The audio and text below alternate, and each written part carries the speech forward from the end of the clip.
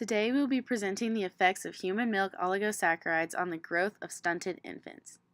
Childhood malnutrition is a major problem across the world that led to 45% of all deaths under the age of 5 in the year 2011. Stunting is the most prevalent form of undernutrition, and stunting happens when children do not meet a height for age Z-score over 0.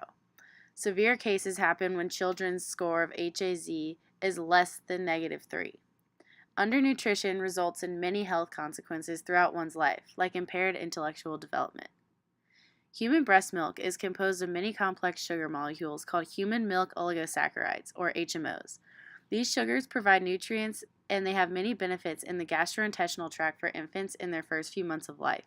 So it is believed that these may affect development and growth. An oligosaccharide in specific refers to any carbohydrate of 3 to 6 units of simple sugars, or monosaccharides. These milk oligosaccharides are not actually digested or metabolized by humans. Instead, they provide many benefits to the microbiota, or the gut bacteria. The overall purpose of this experiment was to explore the association between sialylated HMO abundance in Malawian mothers and stunted infants. In order to do so, the experiment focused on studying the HMO composition in Malawian mothers, identifying the differences in the HMO composition of mothers with healthy versus stunted infants, and then performing experiments with mice and piglets to see if the difference in sialylated HMOs was causally related to growth. The first step taken to approach intervention strategies to promote healthy growth of children is to compare the human milk oligosaccharides found in the breast milk of Malawian mothers whose 6-month-old infants showed healthy growth versus those whose 6-month-old infants were severely stunted.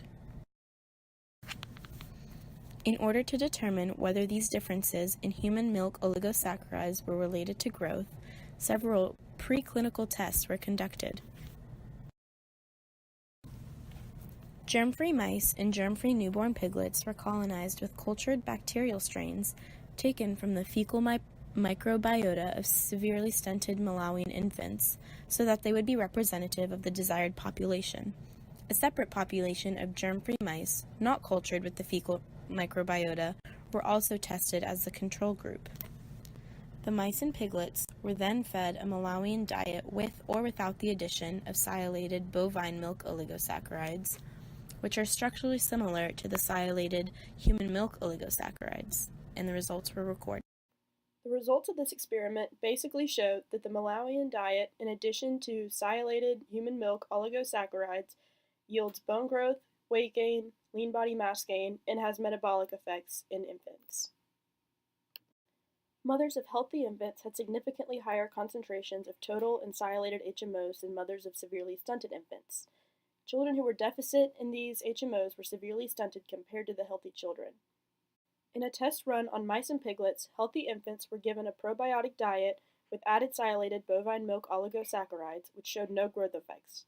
When stunted mice were given the diet and the sialylated BMOs, they showed an increase in weight gain and body mass index, and the same thing was shown by the stunted piglets when they were given the same things. In the experiment, the mice and piglets that were supplemented with SBMO showed improved growth. This was shown by an increase in anabolism, which is the synthesis of complex molecules from simpler ones.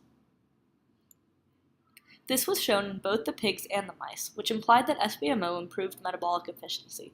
Since the human equivalent is SHMO, it can be concluded that this is necessary for supplementing stunted infants who get their nutrition from the Malawian diet.